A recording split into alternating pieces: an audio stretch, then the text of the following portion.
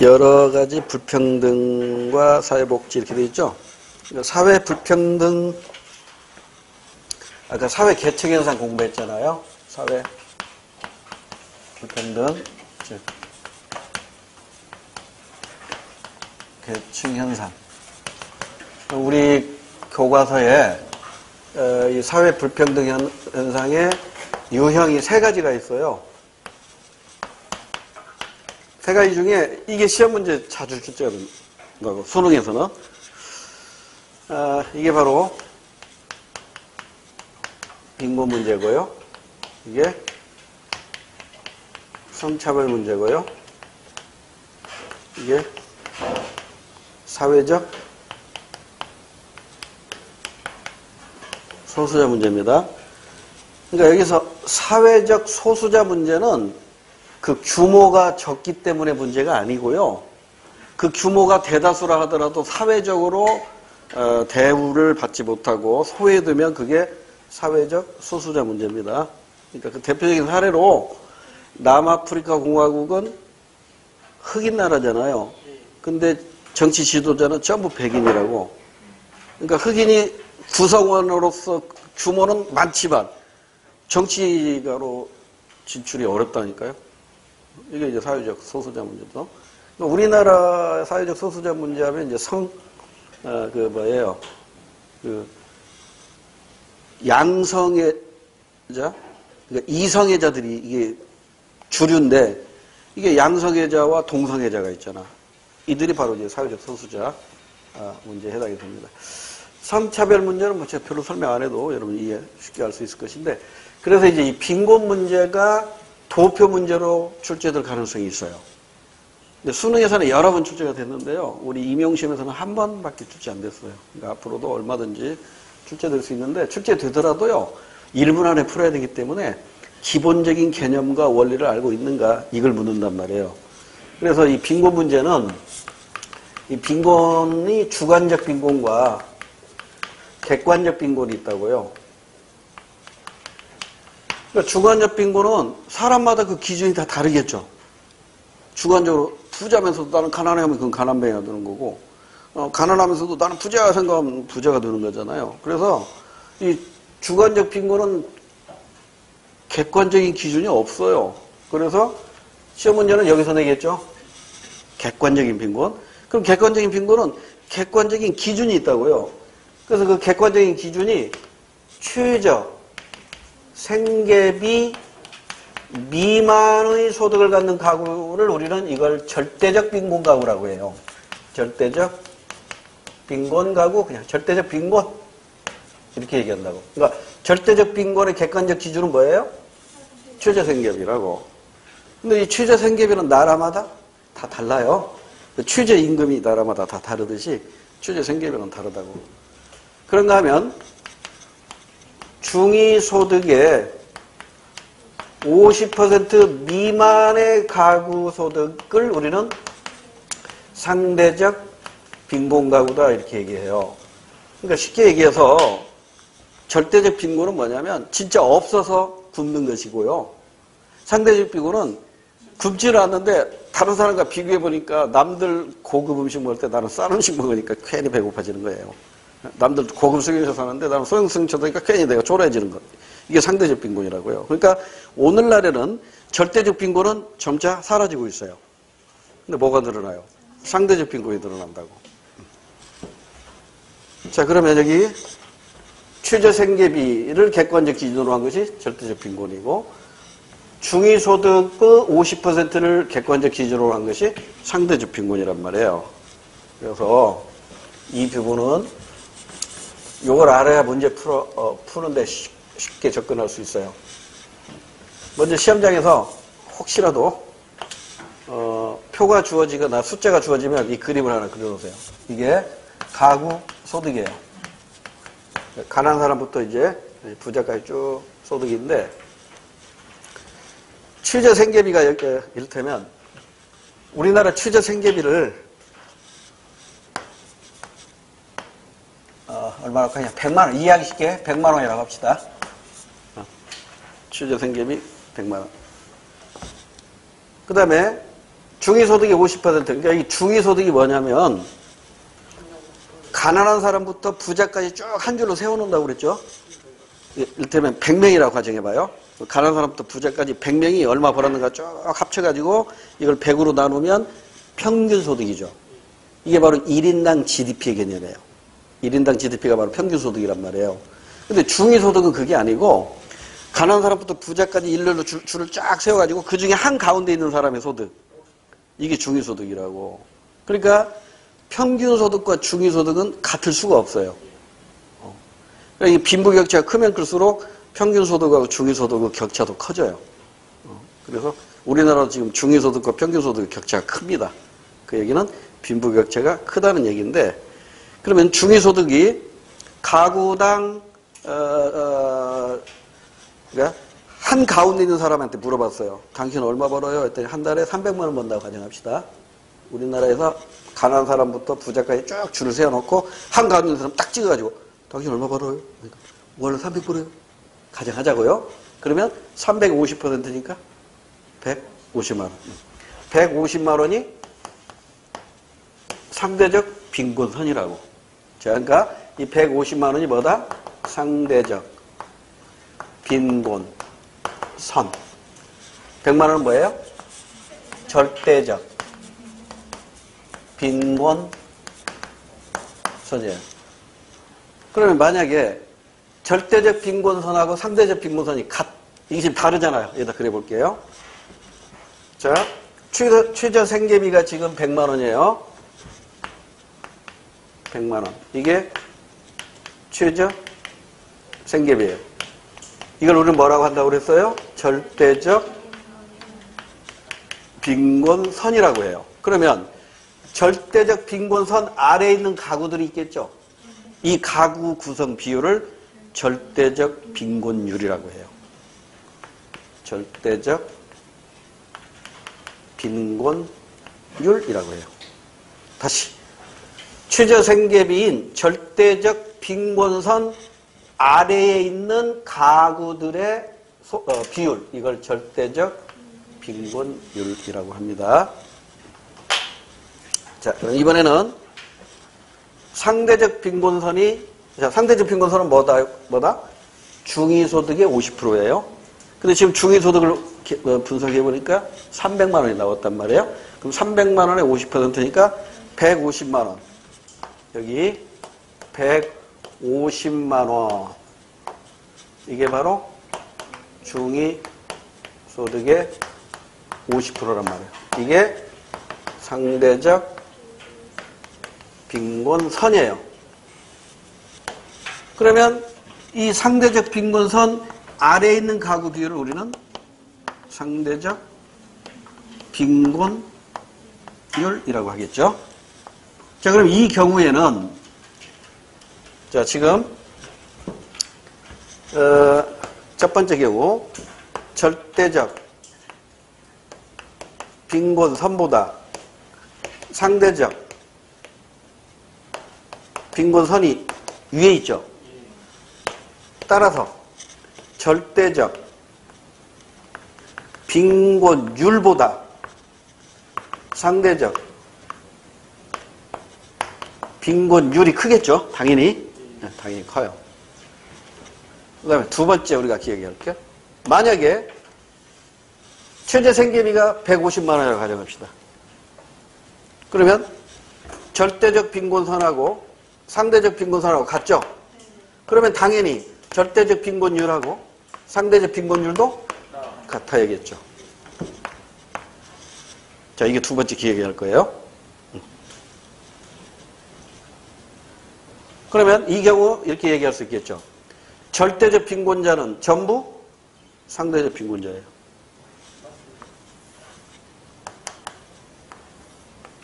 이렇게 된단 말이에요. 절대적 빈곤자는 전부 상대적 빈곤자예요. 근데 이 경우는 어떻게 돼요? 절대적 빈곤자하고 상대적 빈곤자가 같은 거죠. 그러죠? 절대적 빈곤자는 곧 상대적 빈곤자고 상대적 빈곤자는 곧 절대적 빈곤자예요. 그러니까 이 위에 있는 경우에 절대적 빈곤자인데 상대적 빈곤자로서 절대적 빈곤자가 아닌 사람이 있다 없다? 있다. 그러니까 봐, 이게 절대적 빈곤율이 5%라고 합시다. 그럼 상대적 빈곤율이 8%라고 해봐요. 그러면 절대적 빈곤자는 전부 상대적 빈곤자죠. 그런데 상대적 빈곤자 중에는 절대적 빈곤자가 아닌 사람이 있다 없다? 있다니까 3%. 3%. 이런 걸 묻는단 말이에요. 이런 걸. 그럼 다시 이쪽으로 와서 이번에는 조금 어려워. 근데 이해가 되다는 분들 한 번은 들어야 되니까 이번에는 절대적 빈곤율하고 상대적 빈곤율이 같을 때 절대적 빈곤선하고 상대적 빈곤선하고 같을까 같지 않을까? 같지 않습니다. 여기 좀 어려워. 이게 시험 문제 나오면 조금 난이도가 높아요. 자, 다시 이거 2번은 꼭 기억해야겠죠? 당연하죠? 빈곤선이 같으면 빈곤율도 같아요? 당연하잖아. 빈곤선이 같으면 빈곤율도 같다고. 그런데 빈곤율이 같을 때 빈곤선은 같을 수도 있고 다를 수도 있어요. 요게 좀 어려워요, 이게. 일단 이 정도만 알아두세요. 그러니까 이게 줄을 세웠는데 이거 설명하려면 좀 난이도가 높아. 나중에 이와 유사한 문제 나올 수도 있어요. 근데 우리 시험에서 거기까지 나올 가능성은 그리 높진 않아요. 자, 일단 이 정도만 알아두세요. 절대적 빈곤선과 상대적 빈곤선에서 빈곤선이 크면 빈곤율도 큽니다. 틀림없죠? 빈곤선이 같으면 빈곤율도 같습니다. 그런데 빈곤율이 같다고 빈곤선이 같은 건 아니에요. 같을 수도 있고 다를 수도 있어요. 일단 이렇게만 결론 맺어 놓읍시다. 이것만 알아도 문제 푸는데 큰 어려움 없어요. 그 다음에 또 하나. 또 하나는 시험 문제에서 종종 이런 용어가 나와요. 취저 생계비는 증가하고 있다라는 단서나 이런 문장이 나와요. 그러면 일반적으로 경제가 규모가 커지면서 당연히 취저 생계비는 점점 커지겠죠. 그러잖아요. 우리나라도 1인당 GDP는 계속 커지고 있으니까 취저 생계비도 커진다고요. 그러면 이 경우에 취저 생계비 증가율하고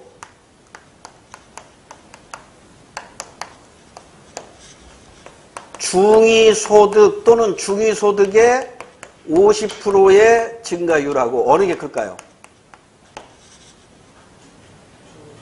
자, 가장 쉽게 이걸 생각해요. 취저 생계비는 작은 눈덩이입니다. 근데 중위소득은 아까 여기 보면 일반적으로 중위소득이 크잖아요. 조금 큰 눈덩이입니다. 한 바퀴 돌렸을 때 어느 게 눈이 더 많이 뭉치져지나요? 큰 거죠? 그러니까 요거 이렇게 됩니다. 취저 생계비가 증가할 때 취저 생계비 증가하니까 증가율이 나오겠죠? 이 증가율보다 중위소득 증가율이 더 크다. 이거 하나 암기해버렸어요. 이해가 안 되면. 왜냐하면 시험 문제에서 이런 문장이 나오니까. 됐죠? 오케이. 자, 이 정도만 하고 이제 문제로 갈게요. 17번 문제입니다. 다음 자료에 대한 옳지 않은 분석은 표는 갑국의 절대적 빈곤가구 비율과 상대적 빈곤가구 비율의 변화를 나타낸 겁니다.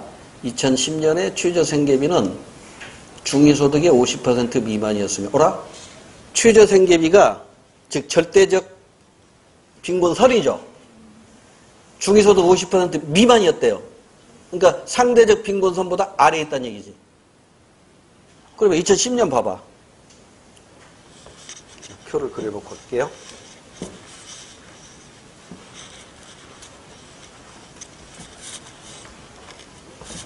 이게 힌트란 말이에요.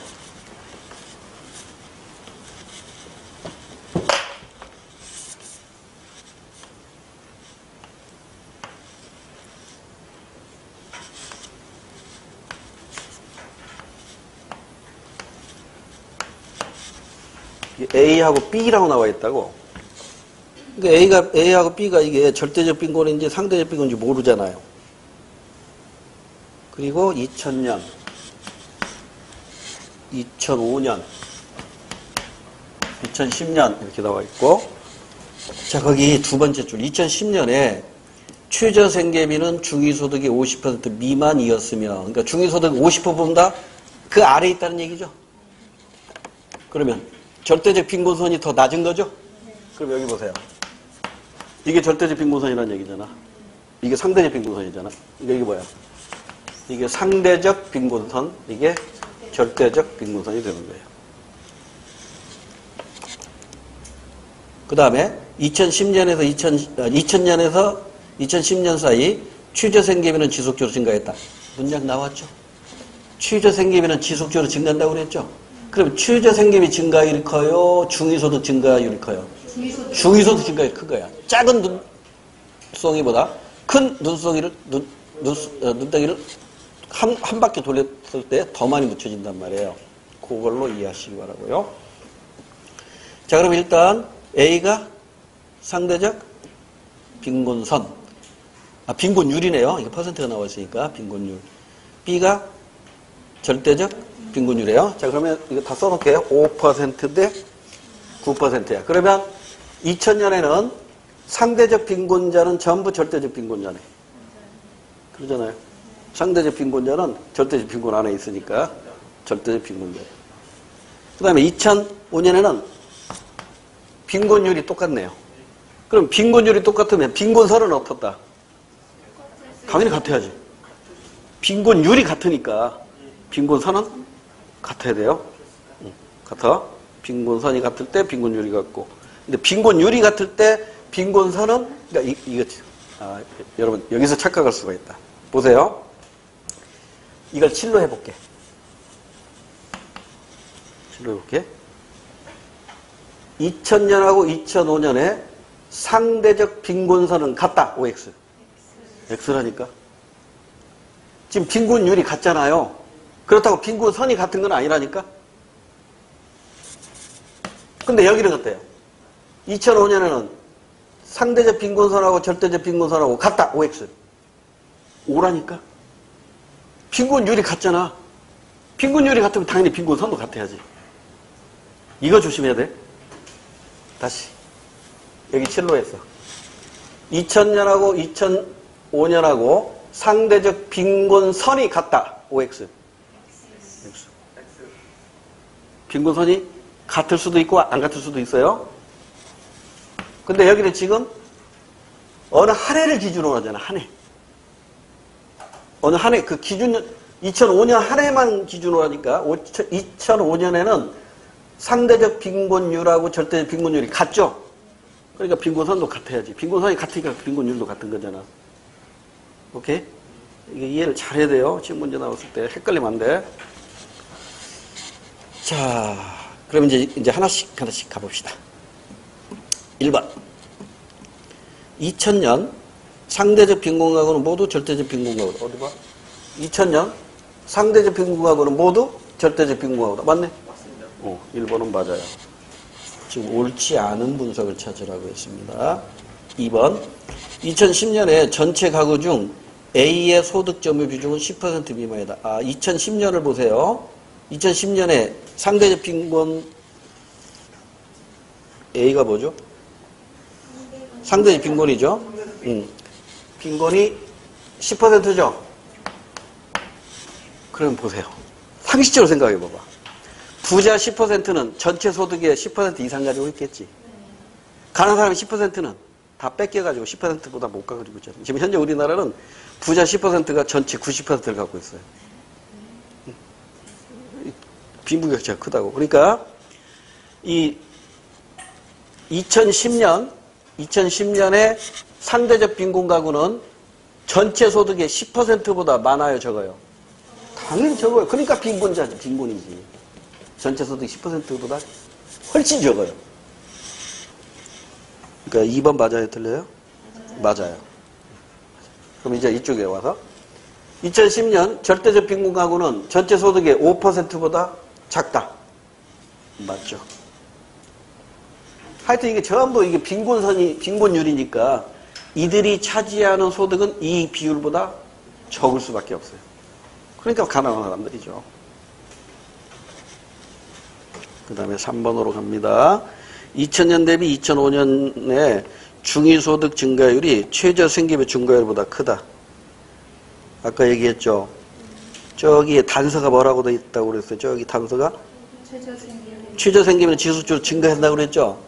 최저생계비가 지수적으로 증가한다는 얘기는 최저생계비 증가율보다 중위소득 또는 중위소득의 50% 소득 증가율이 더 많다, 더 크다. 이걸 의미하는 것이다. 이렇게 이해하시면 3번도 맞는 얘기입니다.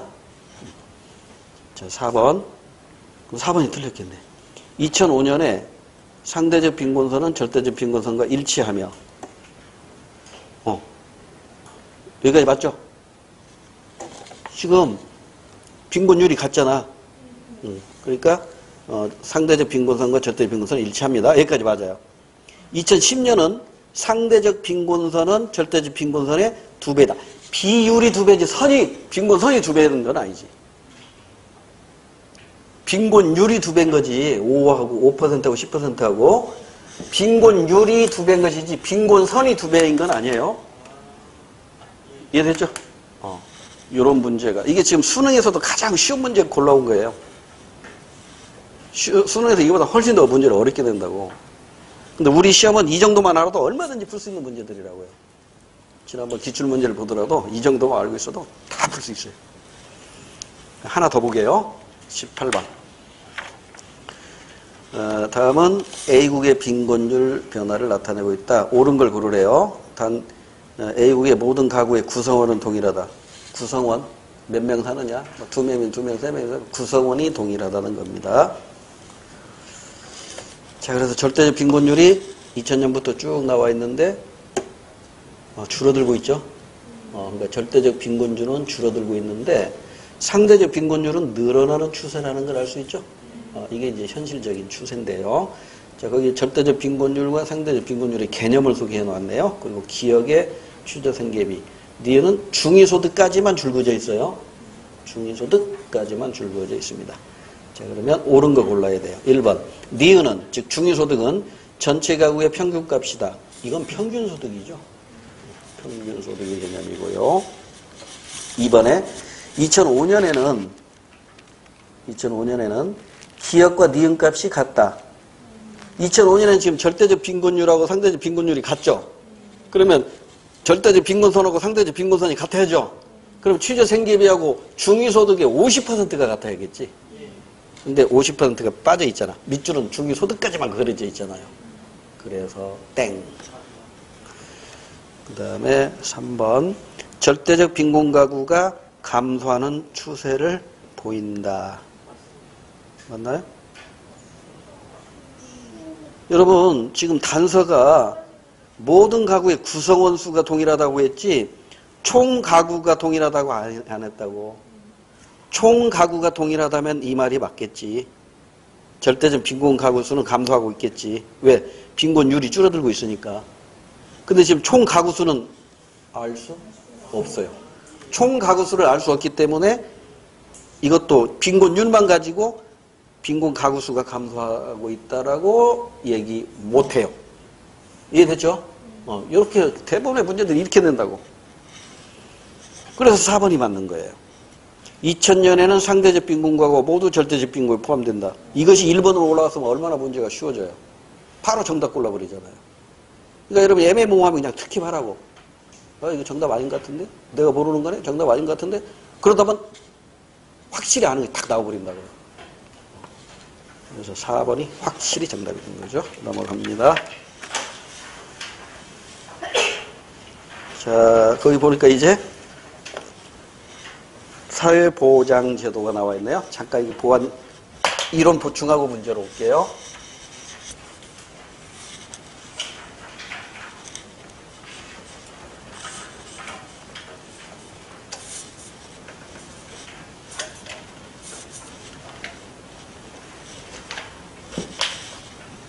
우리 사회 변동 공부한 적이 있을 것이고 그 사회 변동을 보는 관점이 두 가지가 있잖아요. 하나는 방향면에서 일정한 방향이 있는 게 이거 뭐였더라? 진화론적 관점이었죠. 일정한 방향이 없는 게 순환론적 관점이죠. 순환론적 관점이죠. 그러니까 이 진화론적 관점에 의하면 오직 진보만 존재하기 때문에 나라는, 국가는 망할 수 있다 없다? 절대 망할 수가 없어요. 그러니까 선진국은 영원한 선진국이에요. 그러니까 서구적 사고죠. 서구적 사고. 그런데 이 순환론적 관점은 이게 사회 변동이, 사회가 진보했다가 퇴보했다가 진보했다 퇴보했다가 이게 반복되는 거라고요. 가 반복이 된다고. 근데 이게 진보했다가 퇴보했는데 퇴보의 끝이 국가 소멸이 될 수도 있어요. 사회가 붕괴해 버릴 수도 있다고. 그래서 국가가 망하고 안 망하고는 숙명이야. 운명이야. 그래서 이 순환론적 관점을 같은 말로 숙명론 또는 운명론적 관점이다 이렇게도 표현해요. 이게 시험 문제에서 그대로 표현된 거죠.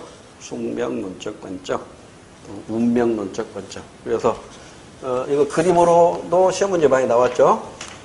시간이 흐름에 따라서 진보와 퇴보를 표시할 때 진보만 있으면 이게 진화론적 관점, 진보 퇴보가 반복되면 이게 순환론적 관점이라고요. 그 다음에 사회 구조면에서, 사회 구조면은 볼 것 없죠? 기능론 아니면 갈등론이라고. 근데 예전에 또 오답률이 높았던 문제 중에 이런 게 있었어요. 진화론적 관점과 순환론적 관점은 사회 구조적 측면의 사회 변동이다. 지금 제가 칠판에서 써놓고 얘기하니까 틀린 것이 확실해져. 근데 시험장에서 이 문장 딱 나왔을 때 여러분 발견할 수 있을 것 같아요? 발견 못합니다. 이렇게 구분해서 정리 안 하면 발견 안 돼요. 그러니까 진화론은 일정한 방향, 그러니까 하나로 정해진 방향이란 말이에요. 그러니까 하나로 정해져 있다고. 이거밖에 없어, 이거밖에. 근데 순환론은 하나로 정해진 방향이 없어. 이리 갔다 저리 갔다, 이리 갔다 저리 갔다, 이리 갔다 저리 갔다 한다니까. 그러다가 이렇게 돼버려. 국가가 소멸되는 거죠. 그것은 숙명으로 받아들여야 돼. 그래서 숙명론적 관점, 운명론적 관점이라고 하는 거예요. 그러니까 기능론과 갈등론은 사회 구조적인 측면의 사회 변동이다. 맞죠? 근데 이걸로 이걸 탁 연결시켜 버리니까 이게 눈에 안 들어오는 거예요. 이게 맞는 것만 같아요. 이게 틀린 건데. 이런 거 조심해야 돼요. 알면서도 어처 이런다고. 됐죠? 방향면에서 진화냐 순환이냐, 구조면에서 기능론이냐 갈등론이냐, 이거를. 그러면 이 사회 변동이 바람직한 방향으로 가면 이게 뭐예요? 이게 사회 발전이야. 바람직하지 않은 방향으로 가면 이게 사회 문제죠. 사회 문제가 됩니다. 그래서 사회 발전에 관한 관점이 두 가지가 있잖아. 이 진화론적 관점에 영향을 받은 게 있죠. 이 진화론적 관점에 영향을 받았어. 그러니까 오직 사회는 진보만 있다고 보는 것이죠. 이게 바로 근대화론이죠. 그러니까 이 근대화론은 오로지 서구 선진국의 관점에서 사회 변동을 얘기하는 것이기 때문에 이걸 서구화론이다 이렇게 얘기해요. 그래서 이 서구화론은 비판을 받죠. 어떤 비판을 받냐면 전통을 무시하는 거야. 그러니까 우리 건 무조건 전근대적인 거야. 우리의 전통은 무조건 전근대적인 거야. 그러니까 없애야 된다고. 그럼 어떻게 되는 거예요? 정체성. 한 나라의 정체성이 사라지잖아요. 그래서 여기에 대한 보완으로 등장한 게 신근대화론인데 이것도 아직 시험 문제에 직접 나오진 않았지만 모의고사 같은 데서 언급이 된다고요. 그러니까 이 신근대화론은 전통을 무시한다, 중시한다. 전통을 중시하는 근대화예요. 그러니까 기존의 근대화론은 전통을 무시하는 근대화였는데 이제는 전통도 중시하면서 근대화를 추구하자. 이게 신근대화론입니다. 그 다음에 이 근대화론에 반발해가지고 그러니까 근대화론은 선진국 따라와 이거잖아요. 근데 너네 따라가니까 가지런히 찢어지겠다 이거지. 너네 따라가다가 오히려 망친다 이거죠. 그게 바로 종속이론이죠. 그러니까 이 종속이론은 종속되자는 게 아니라 종속에서 벗어나는 겁니다. 그래서 이거 다른 말로 탈서구화론이라고 하는 것이죠. 탈서구화. 근데 이게 지금은 공동묘지에 갔다고 그랬죠. 지금 없어졌어요. 80년대 중남미 국가에서 반짝했죠. 중남미 국가의 반미운동. 그러니까 이건 중심부 국가. 미국이죠. 미국. 강대국이 주변부 국가. 중남미. 미국의 주변부 국가. 중남미 국가. 약소국가죠. 약소국을 뭐라고 할까? 착취하는 거지 이게 착취. 이 착취 때문에 미발전 단계에 머문다는 거예요? 저발전 단계에 머문다는 거예요? 저발전입니다. 시험 문제에서 미발전 이렇게 나와가지고 틀린 것으로 정답이 있었죠. 발전하긴 하는데 이게 잘 크지를 못하는 거죠. 큰 나무 밑에 있는 작은 나무가 못 크듯이 저발전 단계에 머물기 때문에 여기에서 벗어나자. 이게 종속이론입니다. 그래서 80년대 중남미 국가의 반미운동이 바로 여기에 해당이 되는데 지금은 사라졌습니다. 지금은 쿠바도 미국하고 국교를 맺어버렸으니까. 그 다음에 이제 사회 문제도 다양한 게 있어요. 사회 문제도 다양한데 이 중에 이제 시험 문제가 가장 많이 언급될 수 있었던 게 바로 인구 문제예요.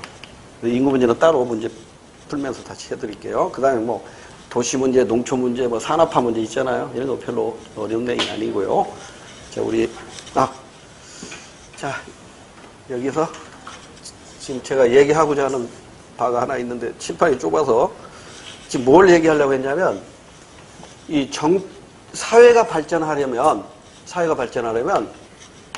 갖춰져야 할 전제 조건이 있어요. 그게 바로 사회 안전망이죠. 사회 안전망. 그게 바로 사회 보장제도란 말이에요. 즉 복지제도라고. 이 사회 보장제도가 마련이 되었을 때 사회가 발전한 거예요. 그래서 이 사회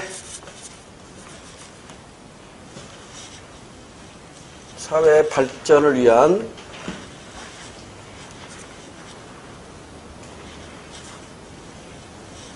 사회 보장제도는 요거 이쪽에다가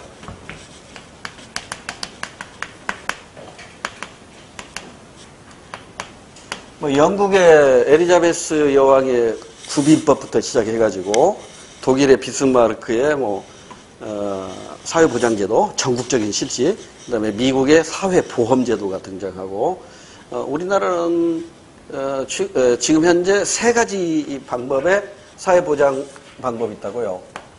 그래서 우리나라의 경우에 3가지 방법이 사회보험, 또 하나가 공공구조, 또 하나가 사회서비스. 이거죠. 그래서 대충 시험 문제 자주 언급되는 것만 몇 개 비교해보고 가자고요.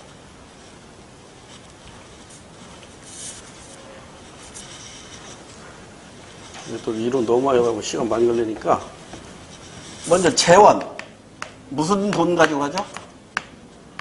보험료인데 이거 국가하고 회사하고 가입자, 개인이 공동부담이죠. 그래서 이걸 우리는 공공부조라고 해요? 상호부조라고 해요? 상호부조라고 한다고. 근데 이건 100% 세금 가지고 한다고. 100% 세금 가지고 하니까 공공부조라고 하는 거예요. 사회서비스는 일부 세금에다가 개인 또는 단체의 도움이죠. 기부금으로 이루어진다고. 그 다음에 대상을 보면 이건 전 국민을 대상으로 해요. 보편적 복지죠. 보편적 복지. 얘는 생활 무능력자만을 대상으로 해요. 선별적 복지죠. 얘는 서비스는 요 혜택을 못 받는 사람. 그러니까 사회보험이나 공공부조 혜택을 받지보다는 그야말로 사회적 약자입니다. 장애인, 노인, 부녀자, 미혼모, 고아 이러한 사회적 약자를 보호하는 거예요. 이것도 역시 선별적 복지에 해당이 돼요. 그러니까 금전적으로 도움이 되고 이것도 금전적으로 도움이 되고 얘만 비금전적으로 한다는 거 다 공부했던 것이고 얘는 사전적이고 사후적이고 사후적이죠. 그다음에 뭐 종류는 사회보험, 국민 건강보험, 산재보험, 실업이 고용보험 또 뭐가 있어요?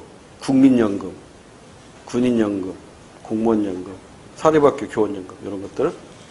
그다음에 공공부조는 생활보호대상제도, 의료보호제도, 재해구호제도 이런 거. 사회서비스는 그 양로원, 고아원, 그러니까 노인복지, 그다음에 뭐 장애인복지 뭐 이런 것들. 이 정도만 하고 문제로 바로 갑시다. 19번. 다음 제도들은 공통점 틀린 거 고라 했는데 국민연금, 고용보험, 국민건강보험, 산재보험 모두 사회보험입니다. 사회보험은 강제보험이죠. 의무보험이 아니라 강제적으로 가입해야 돼요. 그 근로의욕이 높아지겠죠. 내가 일하다 다쳐도 먹고 사는 데는 지장이 없이 보험금이 나오니까요. 그 다음에 소득재분배 기능 하죠. 여러분 여기 세 가지 모두 소득재분배 기능 합니다.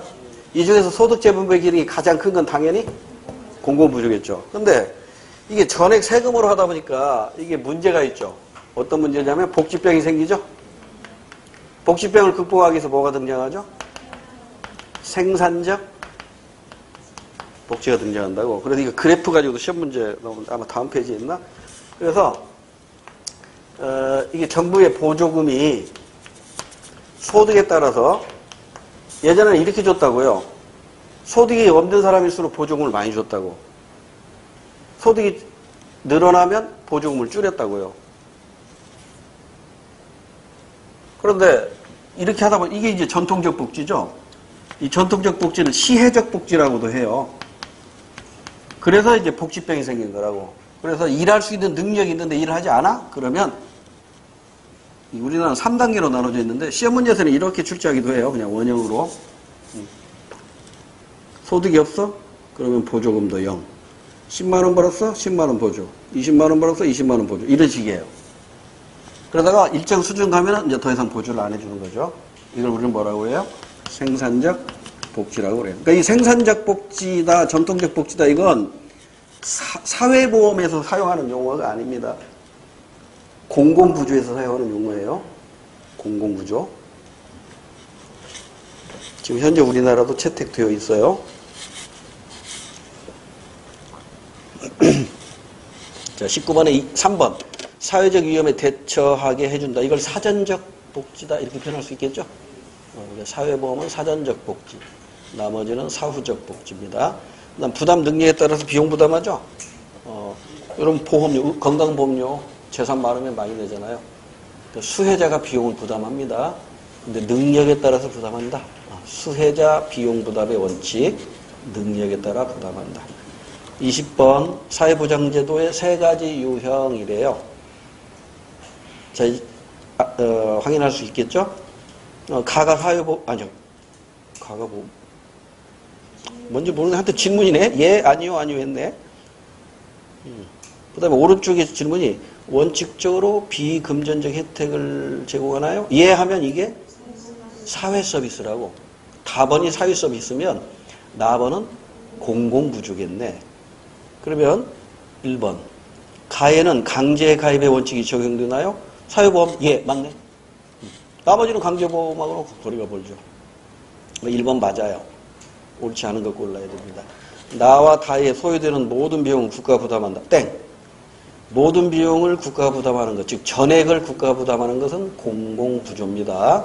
사회 서비스는 일부는 세금이고 일부는 개인과 단체의 기부금으로 운영됩니다. 그래서 2번이 틀렸네요. 3, 4번 맞을 테니까 여러분 몫으로 하고요. 21번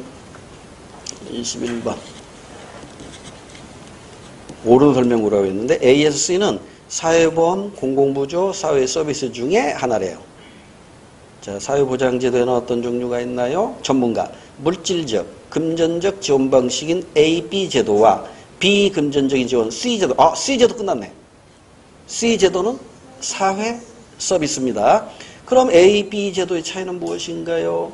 A 제도는 주로 사회적 약자를 위한 것이라면 B 제도는 미래의 위험에 대비하기 위해 사회안전망, 미래의 위험에 대비 사전적이니까 B 제도가 사회보험. 그럼 A 제도는 공공부조. 그럼 끝났죠. 그래서 3번밖에 없죠. 그 다음에 22번 우리나라 사회보장제도 옳은 거 고르래요. 가번은 뭘까요? 사회서비스네요. 나번은 뭘까요? 공공부조네요. 의료보호제도 공공부조. 다번은 사회보험이네요. 그래서 3번밖에 정답이 없어요. 다 비슷비슷한 문제들이죠. 23번 갑과 을이 우리나라에서 받을 수 있는 사회복지 혜택. 40세인 갑은 대기업 사원이다. 그는 직장에서 근무하던 중 2개월 전에 크게 다쳐 1년 동안 치료를 받아야 된대요. 산재보험이네. 산재보험. 그럼 1번밖에 없네, 정답. 그 다음에 35세 을은 회사원이며 한 가정의 가장이었다. 그런데 경제위기가 발생하여 회사에서 실직했대요. 그로 인해 이혼하고 노숙생활한 지 2년 됐대요. 노숙생활 했으니까 이건 사회서비스겠죠. 직업훈련이나 직업알선. 1번밖에 정답이 없습니다. 그 다음에 24번 우리나라 복지정책 일반적인 특징 옳은 것 고르하겠는데요. 가나다 분석하면 문제는 풀리겠죠. 갑은 소득이나 재산이 최저생계비 이하인 가구의 생활을 보장하기에 자산조사 일일이 호구조사한다고 그랬죠. 절차를 거쳐 급여를 제공한다. 공공부조. 나번 재해, 질병, 노령, 실업 등 사회적 위험이나 미래생활의 불안에 대처하기 위하여 사전적 복지니까 사회보험. 그 다음에 근로소득이 일정 수준 이하인 저소득 가구에 근로장려금을 지급하되 처음에는 근로소득이 높아질수록 장려금을 높이다가 일정 수준이 넘으면 점차 줄인다. 공공부조 중에 생산적 복지. 그래서 맞는 것은 4번밖에 없어요. 자, 쉬운 것은 좀 빨리빨리 하고 어려운 내용은 좀 깊이 있게 설명드릴게요. 25번도 또 나왔어요. 소아보장제도 뻔하죠. 가번. 질문에 대해서 예 하니까 아동복지 서비스네요. 이거 뭐예요? 사회 서비스겠죠. 그다음에 공무원연금이니까 사회보험입니다. 의료급여니까 공공부조입니다. 공공부조. 그러니까 생활불능력자들은요 무상으로 의료급여를 받을 수가 있습니다. 자, 그러면 가나에 들어갈 질문의 내용으로 옳은 것을 보기 위해서 쳐주래요. 기억번. 수혜자가 비용의 일정 부분을 분담합니까? 이거 어디로 들어가야 돼요? 나에 들어가겠네. 국민연금, 공무원연금. 사회보험은 수혜자가 비용 부담의 원칙, 능력에 따른 비용 부담한다고 그랬잖아요. 그래서 기억은 나에 들어가야 되네. 그러면 1번 아니면 4번이 정답이겠네요. 1번과 4번만 놓고 보면 돼요. 3번인가? 3번과 4번이구나. 기억이 가에 들어가니까 3번과 4번 둘 중에 하나인데요. 그 다음에 가에 들어갈 질문으로 니은이면 경제적 능력이 없는 국민을 대상으로 합니까? 이게 니은으로 들어가면 경제적 능력이 없는 국민을 대상으로 합니까? 이게 가로 들어갔어요. 그러면 예 하면은 사회 서비스. 아니요 하면 아니잖아. 이거 의료급여도 아니야 쪽으로 가야 되는 거니까 니은번은 가에 들어갈 수가 없고 디귿번을 넣어볼까요? 대상자에 대하여 비금전적 지원을 원칙으로 합니까? 예 하니까 가에 들어갈 때 예 하면은 사회 서비스 맞네. 그래서 디귿번이 가에 들어가야 됩니다. 그래서 3번이 아니라 4번을 정답으로 하면 되겠고, 자 26번도 쉬운 거예요. 옳지 않은 것 고라고 했는데 대상을 보니까 전 국민이니까 가가 뭡니까? 사회보험, 생계곤란자래요. 생활불능력자 이렇게 봐도 돼요. 공공부조. 그 다음에 지원이 필요한 국민, 즉 사회적 약자, 장애인, 노인, 고아 뭐 이런 사람들이죠. 답안이 사회 서비스입니다. 그리고 그 밑에 비금전적 원조라는 결정적인 힌트도 나와 있네요. 그래서 몇 번 정답? 틀린 거? 예, 4번이 틀렸으니까 정답입니다. 스스로 이건 분석할 수 있고요. 27번이 좀 난이도가 높았던 건데 옳은 걸 고르라고 했어요. 사회보장제도가 가하고 라로만 나와 있고 가 안에 나, 다가 있습니다. 근데 나를 보니까 소득 재분배 방향이요. 일할 때 모아두었다가 늙어서 받는 거야. 근로세대에서 노령세대로 소득이 재분배되는 거예요. 이거 뭐예요? 국민연금이잖아. 연금. 젊었을 때 비축해뒀다가 노령세대 가서 받는 거잖아요. 그러니까 나번은 사회보험 중에 국민연금이고요. 그 다음에 위험 미발생 집단에서 위험이 발생했을 때 받는 것이니까 산재보험이네, 이건. 산업재해보상보험. 그래서 가가 사회보험이고요. 나는 국민연금이고요. 다가 산재보험입니다. 라번을 보니까 납세자 집단에서 저소득 집단이래요. 부자한테 세금 많이 걷어가지고 가난한 사람들이 도와주는 거니까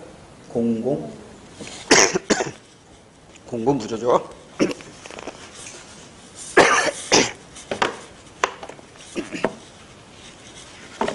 물 좀 마셔볼게요.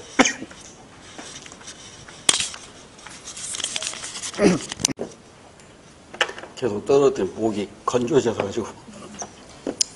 자, 좀 더 볼게요. 그럼 27번 정답이 옳은 거 고르라고 했죠. 몇 번이에요? 4번. 4번이죠? 나머지 왜 틀렸는가 아시겠죠? 네, 넘어갈게요. 28번. 생명보험, 상해보험, 화재보험, 개인연금, 이거 뭐예요? 상법상 보험이죠? 이게 의무보험입니다. 근데 오른쪽은 건강보험, 산재보험, 고용실업보험, 국민연금이니까 사회보험입니다. 그러니까 왼쪽은 의무보험이고요. 오른쪽은 강제보험입니다.